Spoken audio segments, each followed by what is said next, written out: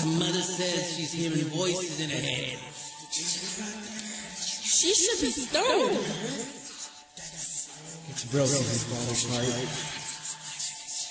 She should be stoned. The whole family has been disgraced. She should be stoned.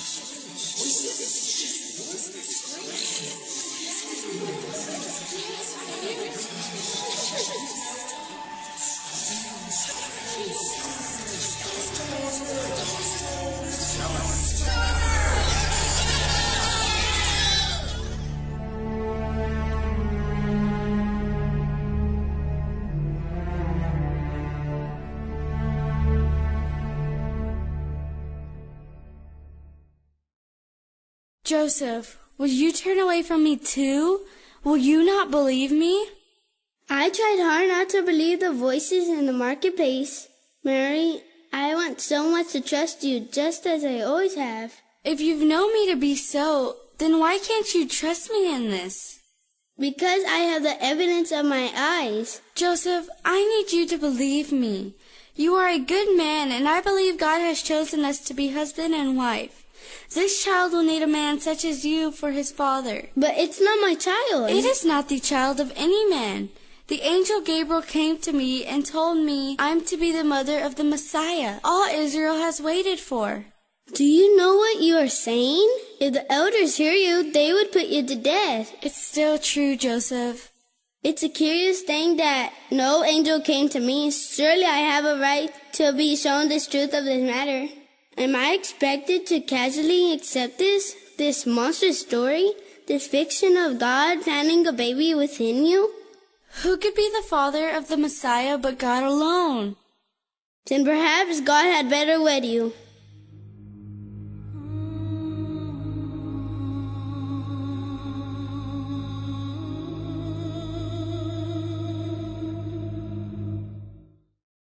You must have wondered where to turn, dear lady, with everybody against you? I felt utterly abandoned, even by God. I could not understand why He had chosen me for the highest honor ever bestowed on a woman, only to be totally rejected by all around me. I would have doubted the whole thing. Imagine I was going insane if it were not for the evidence growing daily inside me.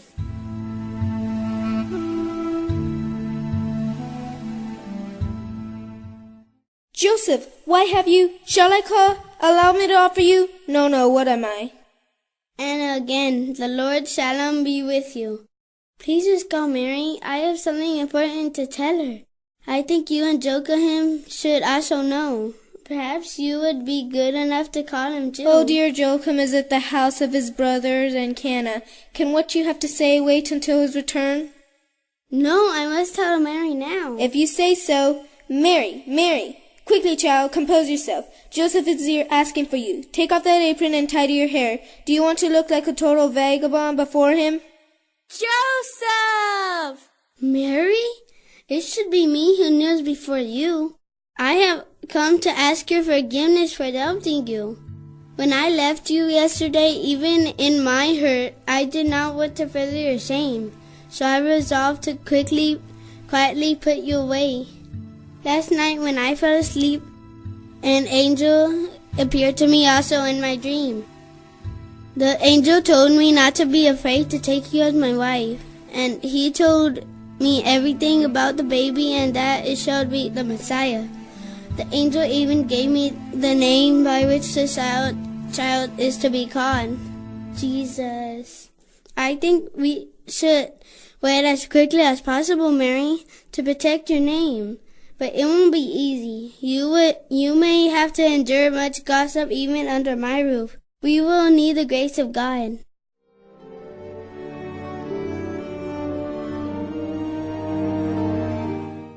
It was one thing to have the support of Joseph, but it did little to still the viperous tongues of the village. It was just awful. Then, just as life was beginning to settle down, there came yet another disturbance.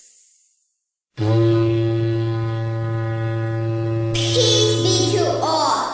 An edict has gone forth from Caesar Augustus that the whole world shall be enrolled. Therefore, let every man return to the place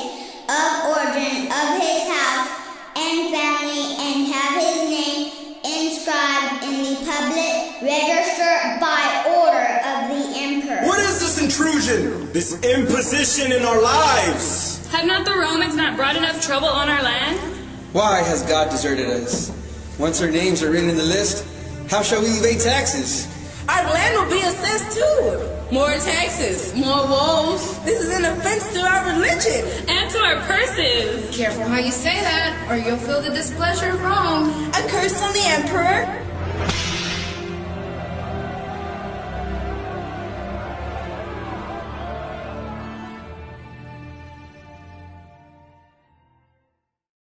Joseph, you are home. But you are worried. I have just heard disturbing news. The emperor had called his census. But why? No doubt he wants to make sure none of his loyal subjects miss paying their taxes. Is that sufficient? Because of a worry so deep? No, the deeper worry is that to register for the census, I'll have to travel to Bethlehem. Bethlehem? I am descended from King David. I dare not disobey. If you must go to Bethlehem, then I will go with you, no matter how hard traveling will be for me. It will be a joy and privilege to have your companionship. Let us ask God for a blessing on this journey.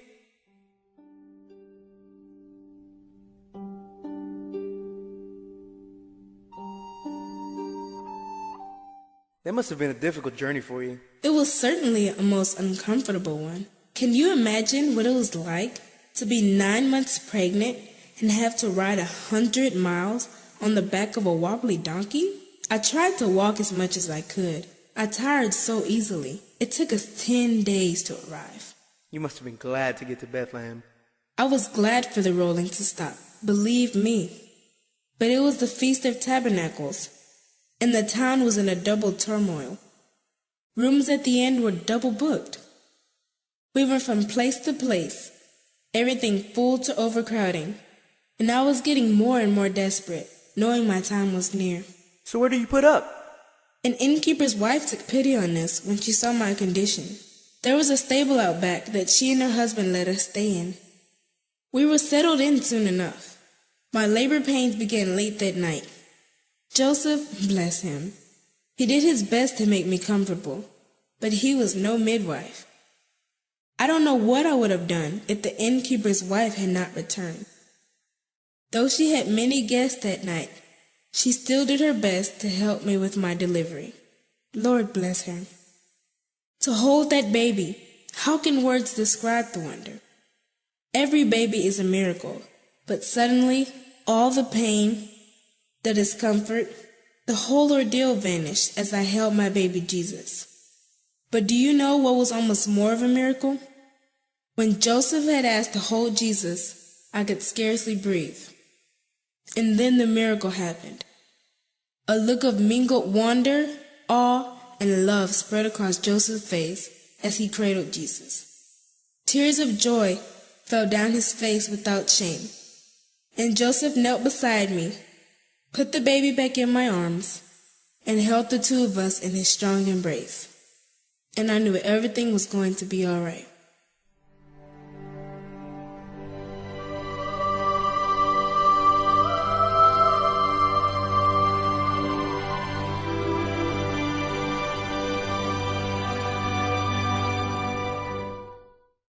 There were other comings and goings that night. You've heard about them. The shepherds from the hillside who came at the angel's bidding. Angel sure had a big part to play in this whole story.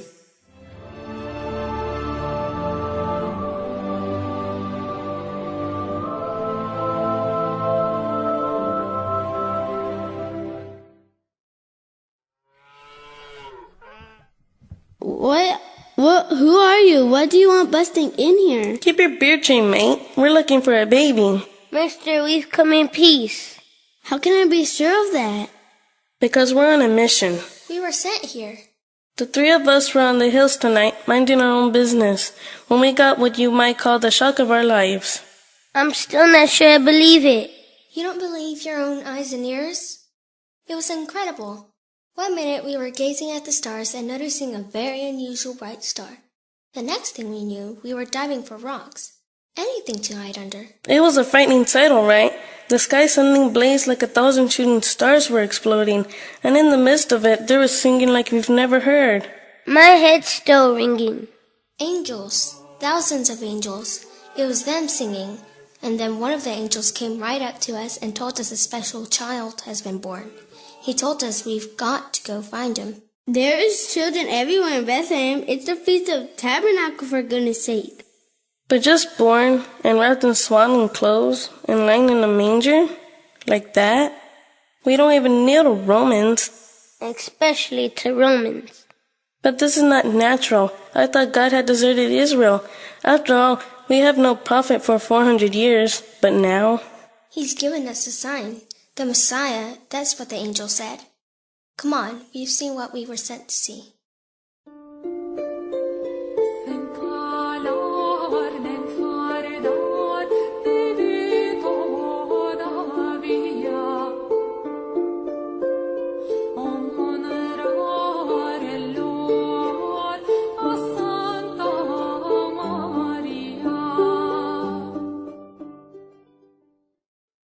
Why shepherds? Jesus made that clear in his first sermon. I have come to preach good news to the poor, he said. I see. Then, not till several weeks after, we'd been up to Jerusalem to present Jesus in the temple and have him circumcised, and come back to Bethlehem ready to start for home, when other visitors turned up, with trouble in their train. This was an unlooked-for visit. It was like a circus parade. Horses and servants everywhere.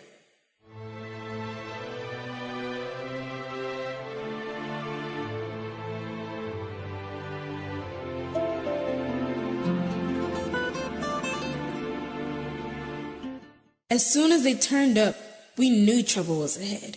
God confirmed that in dreams to ourselves as well as the Magi.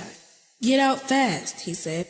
Joseph was able to locate a caravan heading down to Egypt that night. We fled just in time. Herod sent his soldiers to kill all the children under 2 years old. We heard horses coming as we left town, but it wasn't until later that we learned the full horror of that night, the deaths of all those precious, innocent children. Oh, Luke, how many times since then have swords pierced my heart? God has given us women a strange role in history, my dear physician. We bear those who bring the pain and suffering, and we then nurse those who fall as victims. But for all that, I would not change places with any other. And it will not be long, I think, before I meet my son and Lord face to face again. I am tired, Luke. I can see that, dear lady. I apologize. I have kept you talking far too long. Rest in the knowledge that you have done all that our Father required of you, and because of your obedience, the world has been changed forever. Pray.